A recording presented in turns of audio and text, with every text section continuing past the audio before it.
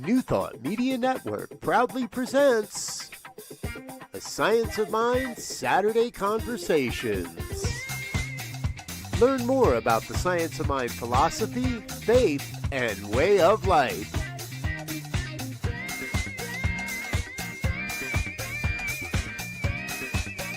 Join our team of experts for a weekly deep dive discussion.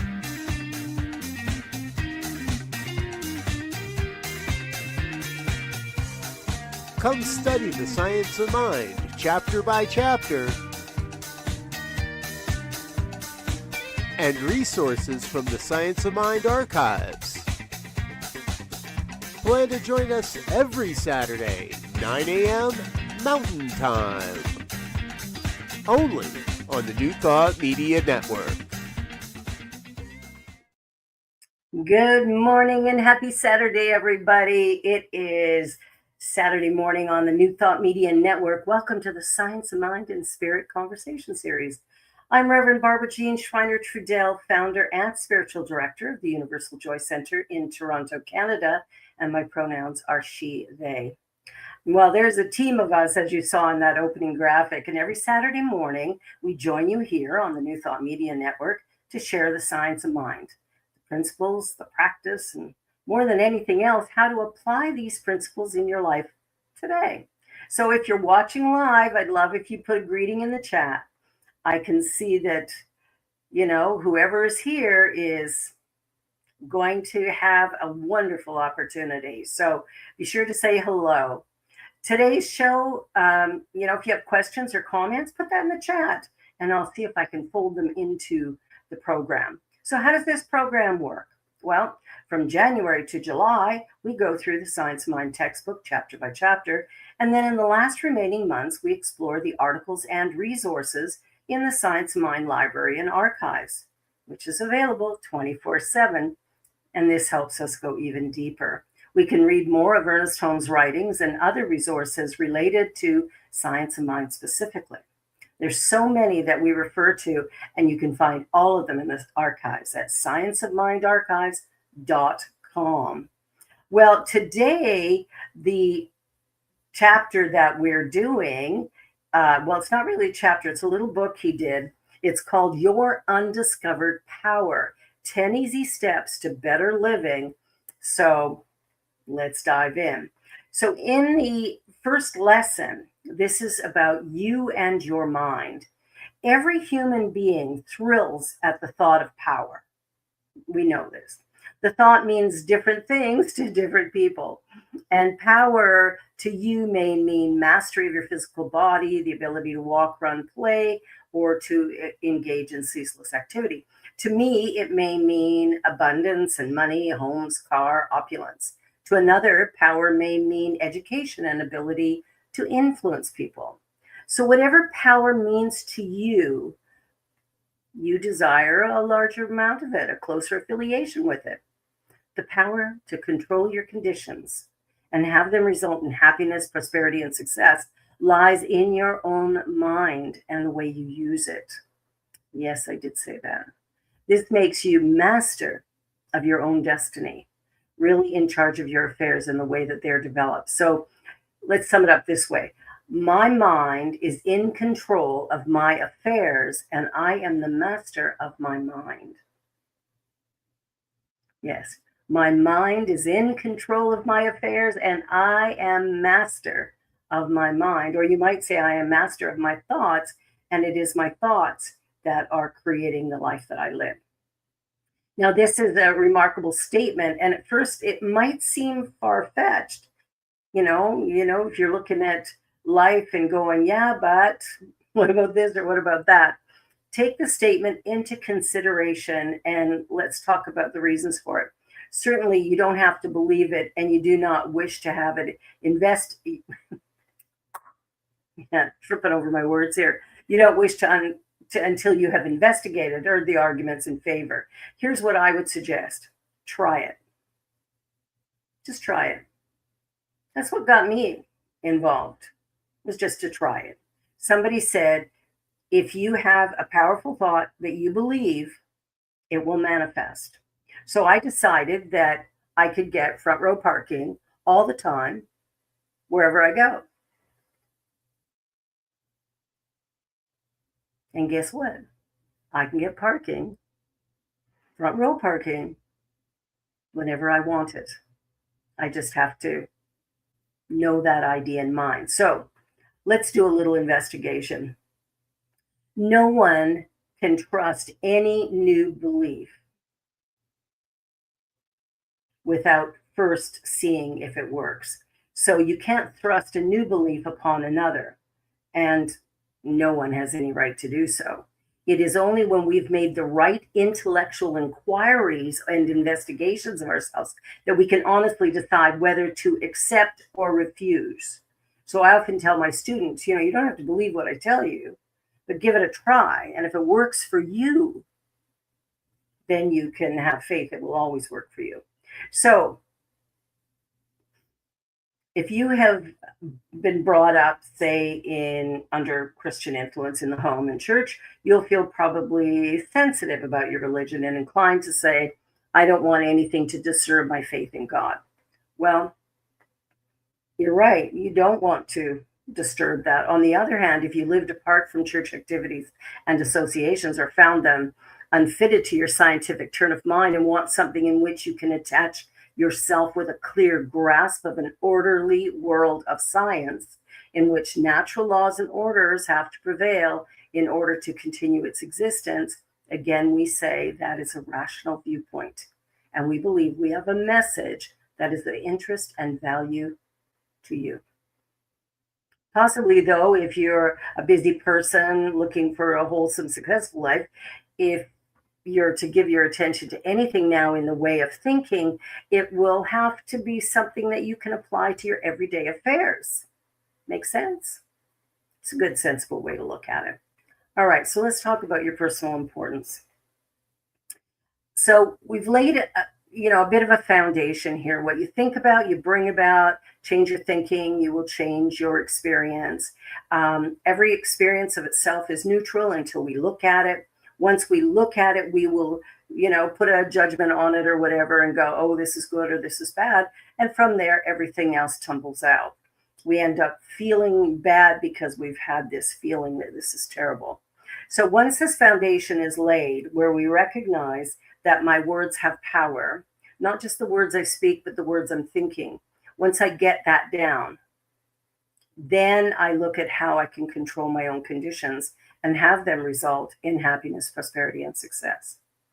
So the thing to recognize is that science is, I practice a principle and I get a result. I practice a principle, I get a result. So this is why this is science of the mind. The mind is our playground, shall we say. And if we use it correctly, we can create an amazing life. So the power to control your own conditions and to have them result in happiness, prosperity, and success lies in your own thinking. And it's how you use your mind that is going to create for you. So the most outstanding people in the field of natural science have proved that absolutely everything can be scientifically reduced to one ultimate invisible substance, something which cannot be contacted by the physical senses. So it's therefore only reasonable to say that originally everything must have come from this substance.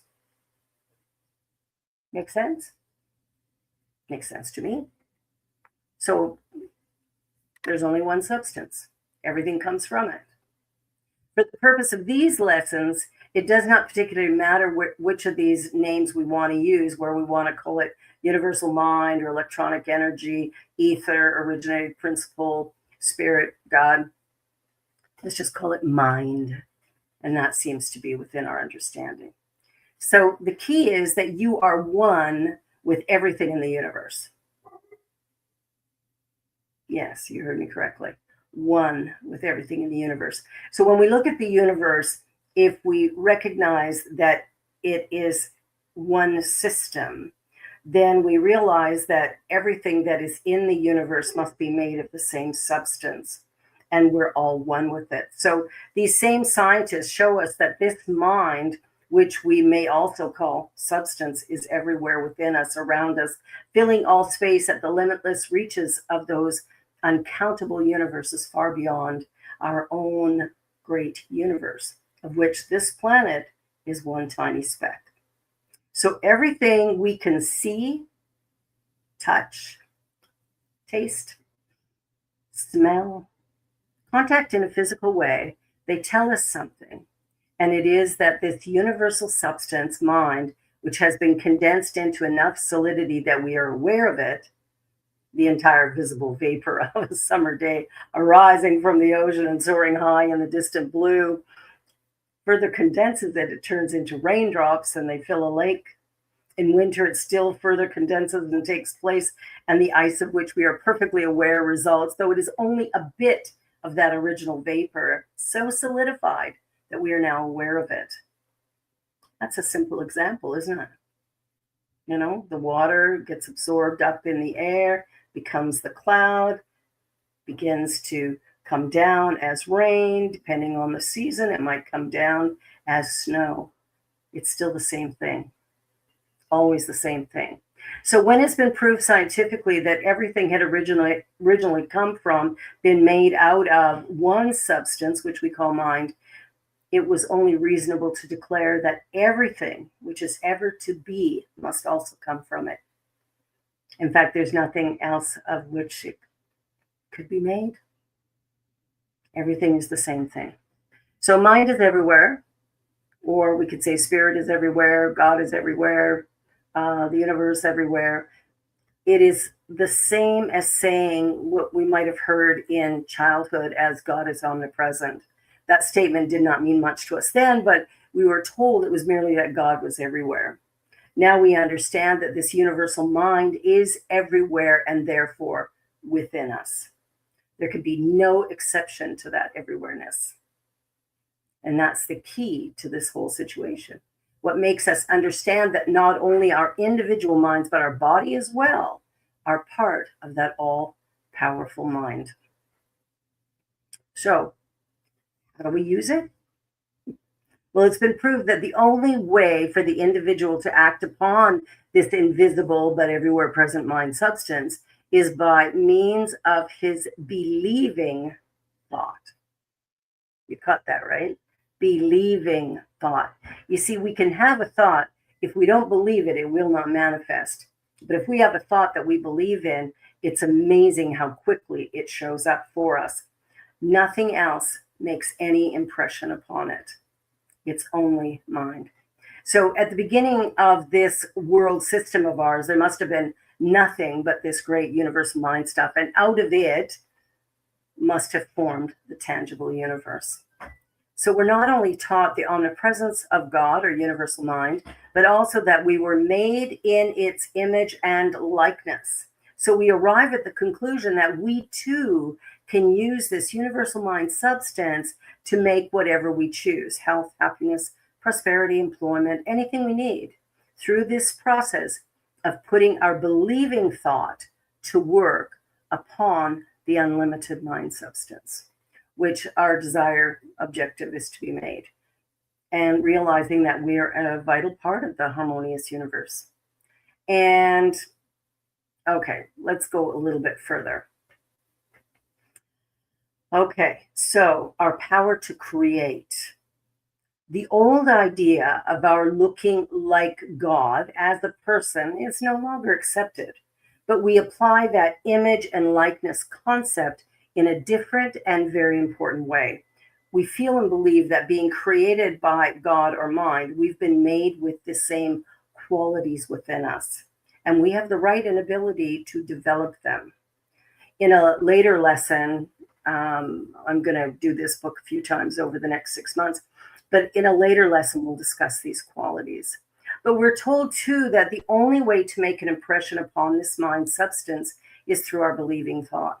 And perhaps we're not quite ready to accept that statement, but it is an interesting one anyway, and one that is worth trying. Give it a try.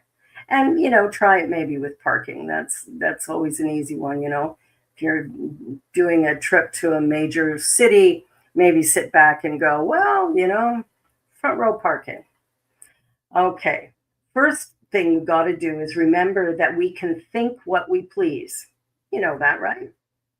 You can think whatever you want to think. No one can compel our thought processes. They are under our control. Right? Makes sense? I control my thoughts. You control your thoughts. Someone may say, you must think as a Republican, or you have to be a Democrat in your thinking, or the Baptist way of religious thinking is the only right one. That is what you have to think. When you see a blackboard, you have to think of it as being white. So all of that is foolish. If you live under a dictatorship, you have to make your actions conform to what those in authority tell you, but they simply cannot control your thinking. You will go on thinking just as you please. In that respect, you are independent, no matter where and under what form of government you live. So if your thinking processes are really under your personal control, as you will at once that they are, and if believing thought will act upon this universal substance to produce according to that belief, you surely do have the power to become the master of your own affairs. So we spend a lot of time, or some of us spend a lot of time, blaming others for our experience, looking at the world outside of us as though we have no part in it, no control of it. We're simply victims of it. And I'm here to tell you that's simply not the truth. If you believe that to be true, it is true for you.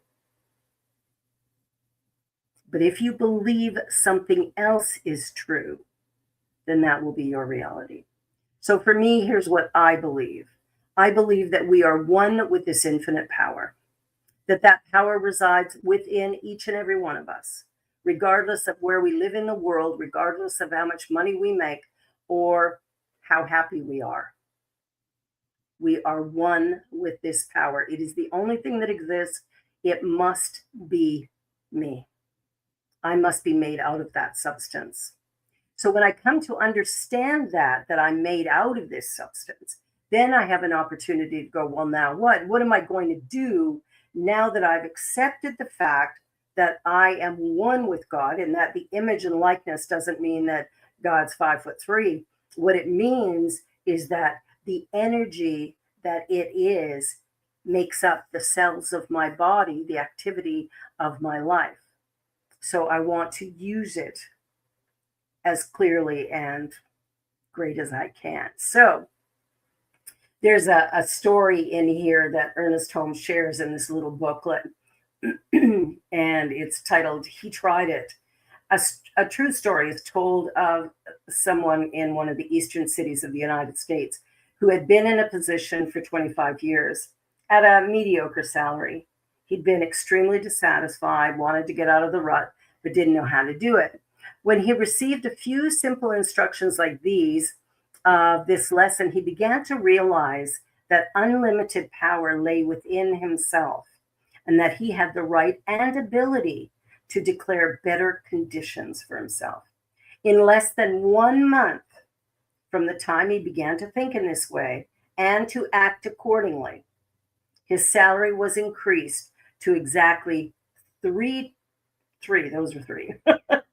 times what it had been before.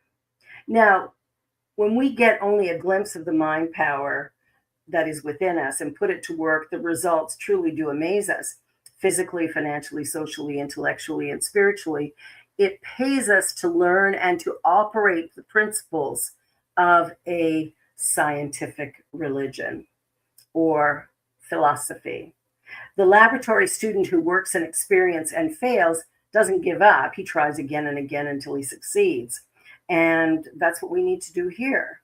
So there is one mind. It is omnipresent, everywhere, visible and invisible, is but a manifestation of the one mind, the results of different processes carried out by different levels. So because you're made in the image and likeness of God or spirit, universe, you can use your mind in any way you choose. You can use it from a conscious level where it plans and directs. So we would call that wisdom.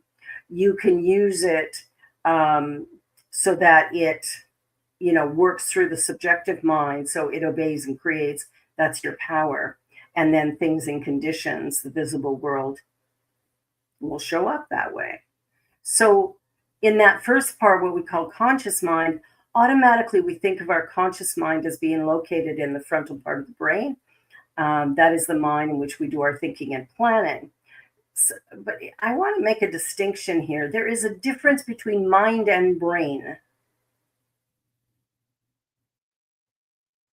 I'm going to let that sink in. There's a difference between mind and brain. So the mind is absolutely, good morning, Linda. The mind is the infinite within us. Okay, that's that. The brain is the physical part. It's like we have things we put into our computer so that our computer will run. The computer of itself is a piece of heavy equipment that doesn't do a whole lot. But the minute we put in some software, now it works for us. Okay, now we can get it to do certain things, but we can't go against what was put in there. So we want to take a look at the world kind of like that if in fact the way I'm thinking is creating the life that I'm living, how do I change my thoughts? What do I do differently? And when we recognize that there is the conscious, subconscious, and then the manifestation, we realize that back of everything, there is a cause. And I like to think of it as first cause. So maybe I have a sore throat, and I might sit back and go, oh, I need, a hot tea with lemon and honey, or I'm going to go to the store and I'm going to get a prescription. So all of those things are also within this divine energy because it's everything. I also have a choice to sit back and to explore first cause. And what I might discover is that I was in relationship with someone and there was something I really needed to say to them and I couldn't get it out. I wasn't comfortable telling them whatever it was I wanted to tell them. And then my throat gets sore. And maybe I get laryngitis where I can't even speak. I'm not saying that happens all the time. I'm just saying that's one example. So we want to pay attention because the mind builds the body. The mind builds the body. That means all manifestation is built through mind. Nothing comes into being without it coming from the one source, the one substance. Let that sit, that one source, that one substance. Pardon me. If we were to look at, he talks about the diagrams in the Science Mind text, but we don't have that diagram handy at the moment. But what does the average person want to get from this knowledge? And if you talk to different people, you're going to hear different things. Some people want wealth, some people want health, some people want a relationship or a new career. We can use spiritual mind treatment, which is the technique that Ernest Holmes came up with, that allows us to kind of reorder our thinking so that it lines up.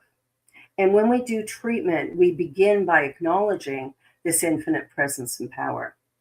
We start by recognizing the omnipresence of God or universe or mind.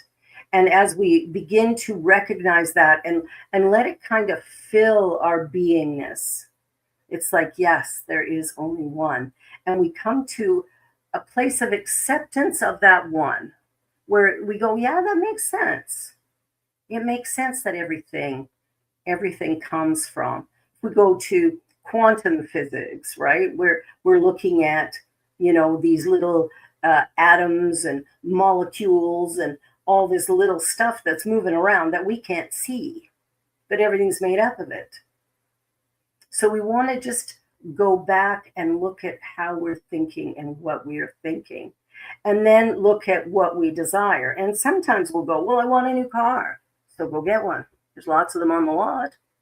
Well, I don't have the money for a new car. Okay, so what you need is actually money. No, actually, what I need is a job. So we can have a conversation about what is actually required in order to manifest the thing that you require or want. And you sit back and you take a look at the layers.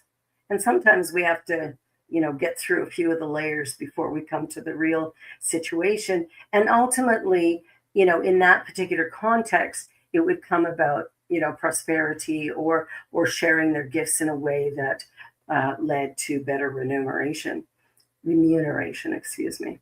So the life that we are living is creating the world we live in, not the whole thing. It's creating our piece of it. Okay. So when my body hurts, if I'll take a moment and just ask myself, what do you need right now? I didn't say, what do you want right now? What do you need? And if I listen, there's a quiet, still, small voice that will tell me. And if I pay attention to that and actually meet that need for myself, then what happens is things unfold in ways that might even seem incredible. Hi, Roy. I am delighted that you're here today as well, you and Linda. If you have any questions, please put them in the chat. Good morning from the mountains of Colorado. I used to live in the mountains in Alberta, a little north. So what are we doing and how are we doing it? So we want to begin to think a little more scientifically. Instead of wishing and wanting and going, oh, well, it'll never happen, to sit back and go, what is it that I truly desire? And am I willing to do what it takes to manifest it? See, there's always a price to pay. There's always something that we need to do. We're not human doings, we're human beings. So the first part is to be present in the one, knowing that I am one with all that is, and that by knowing that and living in that place, I begin to create more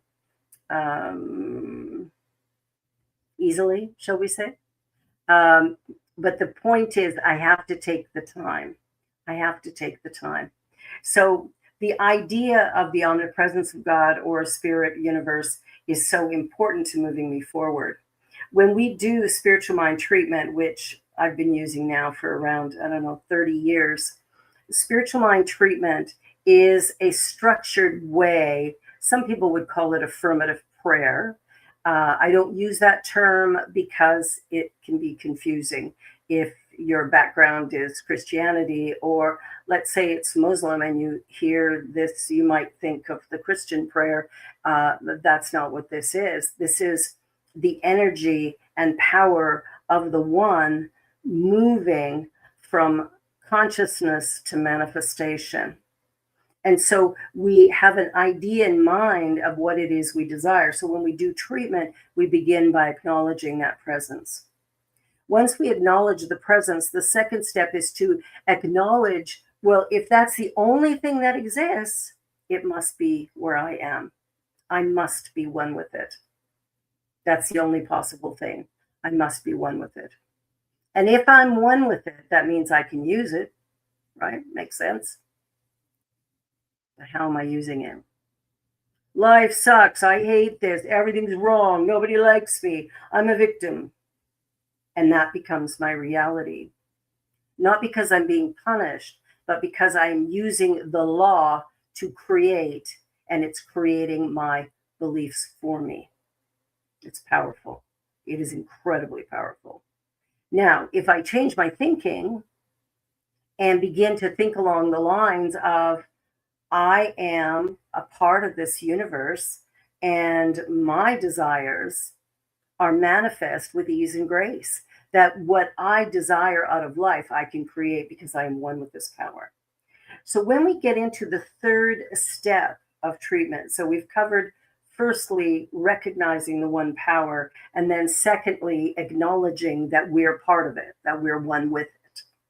In the third step, what we're doing is we're solidifying our desire, what it is that we truly want to create or how we're going to create it. So in that third step, the most important piece of it, in my estimation, is the feelings we believe that we will have if we manifested that new idea. So, for example, we'll go back to the car that I mentioned earlier. I need a new car. So I start doing treatment for this car, and I might start with there's a power and presence in the universe that's infinite, creative, and intelligent, and it's right here where I am being me. And as a result, I know that it moves according to my thinking and my belief system. So I stand in this moment knowing that I move through life with ease and grace, that everything that I need to take me where I want to go easily, comfortably, and quickly is in my experience here and now. Now, you'll notice that I didn't say it'll come one day. I said it's here and now. I didn't specifically talk about the car, but I talked about what the car would give me. Ease of motion, getting places quicker possibly, that sort of thing, right? So when we're doing this treatment work, we want to be very specific in the feeling aspect of it and leave room for the creation. And here's what I mean by that. We don't want to sit back and say, I want John's car. Well, maybe John wants John's car. Now, you might want the same type of car, which is great. So you're going to sit back and look at dealerships that sell that type of car. You might even go test drive it and go, yeah, I really do like this. Perfect. And then from there, you can take it day by day as you continue to know that this is your vehicle. It's in your garage. It's in your driveway. It's parked in front of your house. It takes you wherever you need, and you get this great sense of freedom and possibility. So the treatment is always about the ultimate. What does this do for me? Why do I want this? Why do I think I need this? And then we look at how I would feel if I have it. And that feeling is the most important part. After we've come up with our statement of desire, we move into the next step, which is Thanksgiving, gratitude.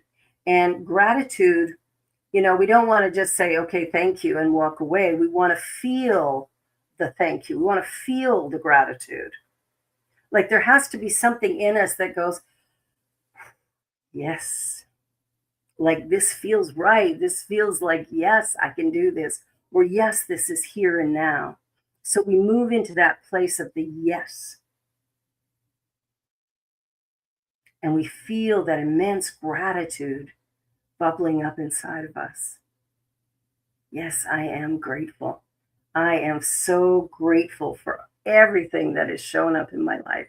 I am so grateful for this moment. And we begin to allow that gratitude to fully envelop us so we totally believe it. And our last statement is release. I let it go. You'll often hear us say, and so it is. And so be it. Amen means the same thing. So be it. And so it is finishes it because I've let it go and I'm done. So then I go about my daily life knowing that this is going to manifest because it must.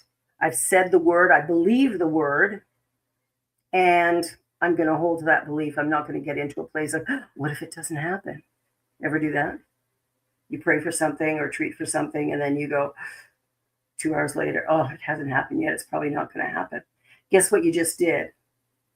Your belief in it not happening happens to be stronger than your belief in it happening. So guess what's going to happen? Nothing. You're not going to get that vehicle or whatever. That's not going to happen because you have decided.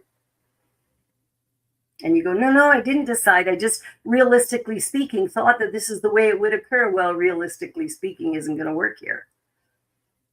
I moved to Toronto to start a Center for Spiritual Living. And when I moved to Toronto, I had a one-way ticket to a city an hour away because that's the closest I could get for the airline I was flying. I had $40 in my pocket. I had 2 suitcases of summer clothes. Luckily, it was July. And I had my laptop, a couple of CDs. And I flew across the country with a one-way plane ticket to Hamilton. Now, I didn't know any people who lived in Toronto. I knew somebody who lived in Oakville, which just happens to be in between those two cities that I flew into and wanted to go to. The thing is, I never lived on the street. I started the center with my dear friend and actual cousin, the Reverend Connie Phelps. Uh, Bless her. And we created the Center for Spiritual Living in Toronto, that first one. So the journey that we're on is really about acknowledging what we believe to be true. Now, I believe I was called to Toronto. I believed I was called. And it was a really loud call. And so I followed it. Now, if anybody had checked in with me, family perhaps, how much money do you have? Where are you going to stay? What are you going to do? They might have locked me in the basement rather than letting me out of the house. Just because here I was traveling across the country, like 3,000 kilometers. It's kind of like going from Colorado to New York State, right? Going from Denver to New York City. That's kind of the difference of distance.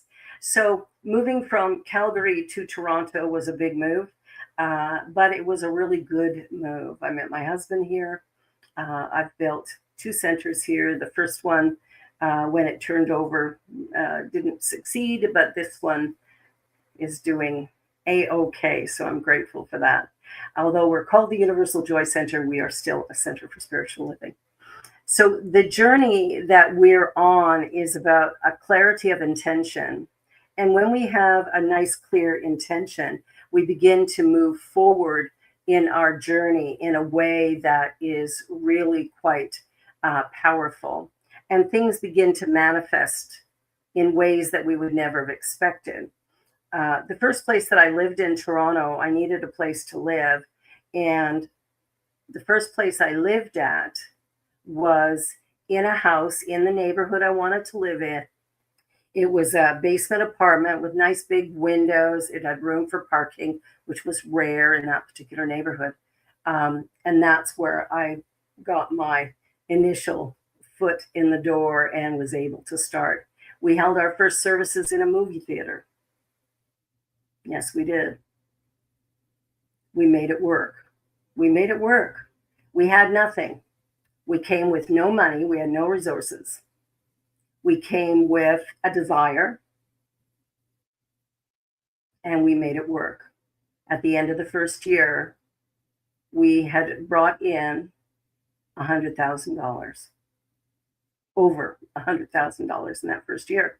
Now, when we look at that, we go, well, that's pretty good. And it was pretty good. But what was most important was sharing this teaching. It's why I came here. I came to Toronto because it didn't exist here. So I came here to bring the science of mind. Why? Because it works.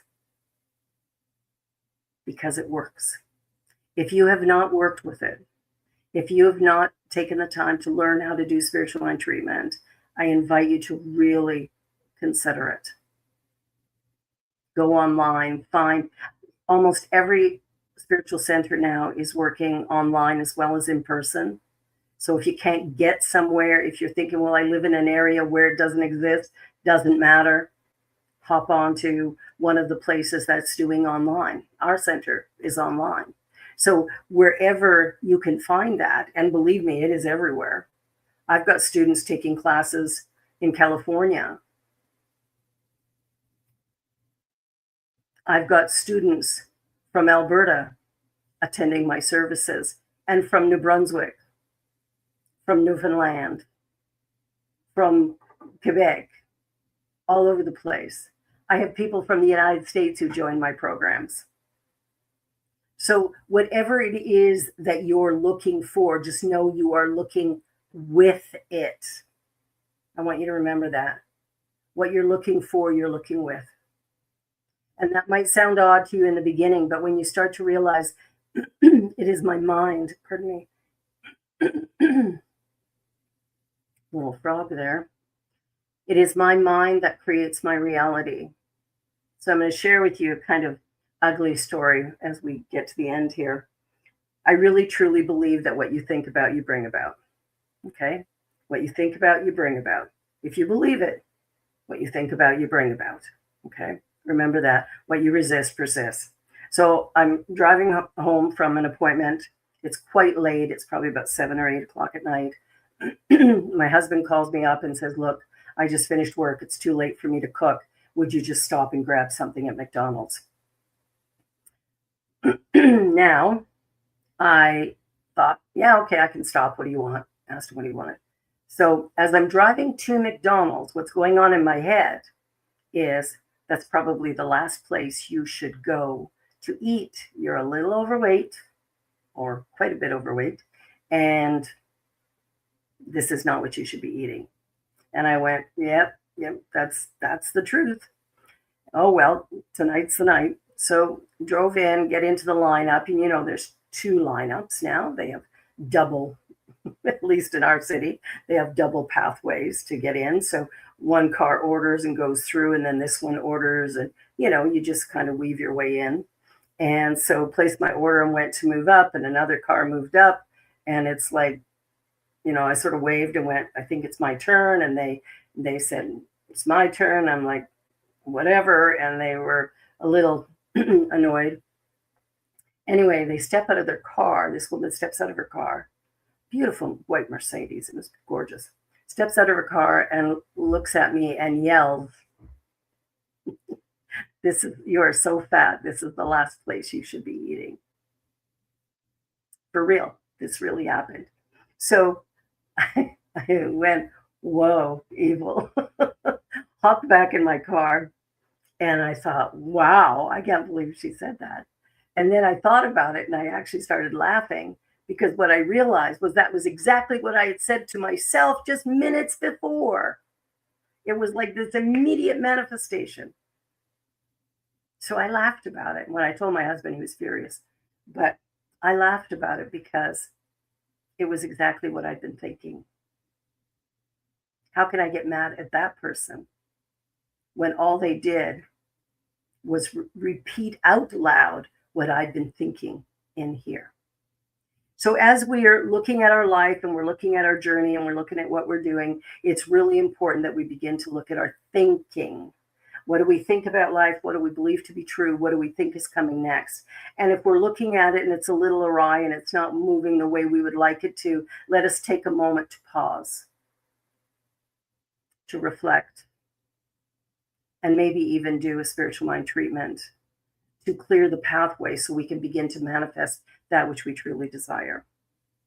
This little booklet that Ernest Holmes created is a powerful tool for learning these different things and to be able to use them. So go to the Science Mind archives and pick up this book, because it really is a wonderful little booklet.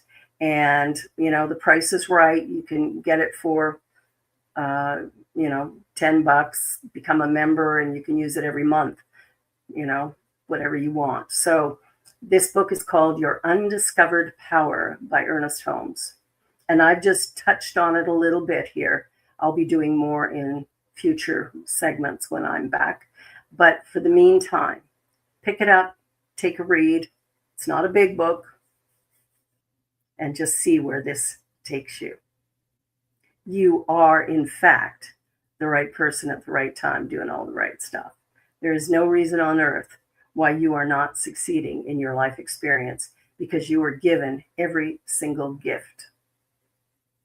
Everything you could possibly imagine is within you for you to use, and you can use it any way you like. Well, our time is up, and I'm hoping that you'll join again next Saturday when we do this all over again. I won't be your host next week, but you will have another remarkable, powerful individual here on the New Thought Media program doing this for you. So if you'd like to make a donation to New Thought Media Network, you can do that. Just go to ntmedia.org, click that donate link, consider a recurring donation. So our programs rely on generosity. So send some money in and know that you have access to this network 7 days a week, the radio station, the great programming, prayers, all kinds of things. All kinds of things. Make it your place to go instead of, I don't know, Fox News or CNN. Get some good news here. Every Friday night, the good news. All right. Now, I'm Barbara Jean, and I am so grateful that you were with me this morning. I look forward to seeing you again the next time I'm here. Like, share, and subscribe. And remember, life loves you, and I do too. Bye for now.